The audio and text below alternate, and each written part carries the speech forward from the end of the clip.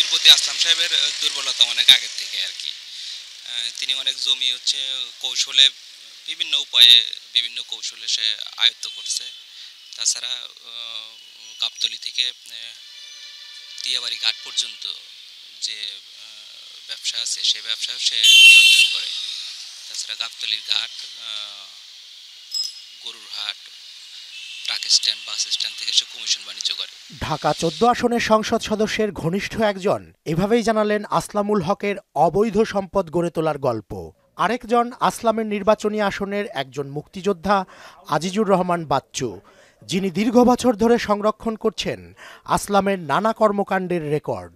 যে হিসাব দুদুকে দিয়েছে আরো হাজার গুণ বেশি তার আছে। আরো এমন কত দলিল মানুষ আমাদের কাছে বিচারের জন্য আসে। এই সংসদ সদস্যের নানা অপকর্মের সবচেয়ে বড় সাক্ষী দেশের দৈনিক পত্রিকা। খবরের কাগজের পাতাগুলো সাক্ষ্য দিচ্ছে কখন, কোথায়, কিভাবে এমপি আসলাম গড়ে তুলেছেন সম্পদের পাহাড়। আসলামের বিরুদ্ধে পুরনো অভিযোগ, মিরপুর বাংলা কলেজের জায়গা দখল করেছেন তিনি। এই বিষয়ে তদন্ত কমিটিও সাহস পায়নি স্থানীয় এমপির বিরুদ্ধে রিপোর্ট দিতে। আসলামুল হক বাংলা কলেজের জমিতে কোনো অংশ তিনি এসেছেন বা দখল করেছেন এরকমের কোনো তথ্য পাওয়া যায় না। আসলামের জমি দখল, ইটবালুর অবৈধ ব্যবসা, গাবতলী গরুর হাট ও ট্রাক স্ট্যান্ডের কমিশন বাণিজ্যের বিরুদ্ধে ভয়ে মুখ খুলতে সাহস পান না এলাকাবাসী। এটা আমরা জানি না, এটা আমরা কি বলবো। ওইভাবে উনি যদি দুর্নীতি করতে পারে তাহলে সাধারণ জনগণ কি করবে? যতটুকু জায়গা ওনার আছে তার থেকে একটু বেশি দখল করে নিছে। ২০০৮ সালে নবম জাতীয় সংসদ নির্বাচনের হলফনামায় আসলামুল হক দেখিয়েছিলেন তিনি ৪ একর জমির মালিক।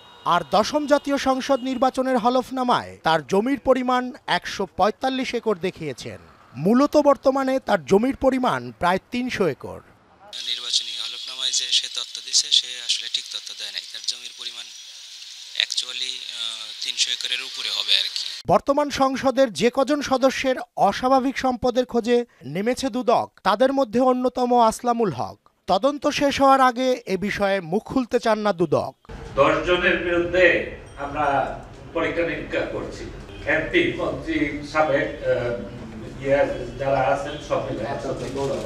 এসব কিছু নিয়ে আসলামের মুখোমুখি হতে চাইলে বারবার যোগাযোগ করেও তার মতামত জানা সম্ভব হয়নি। রেজা খান, মোহনা সংবাদ, ঢাকা।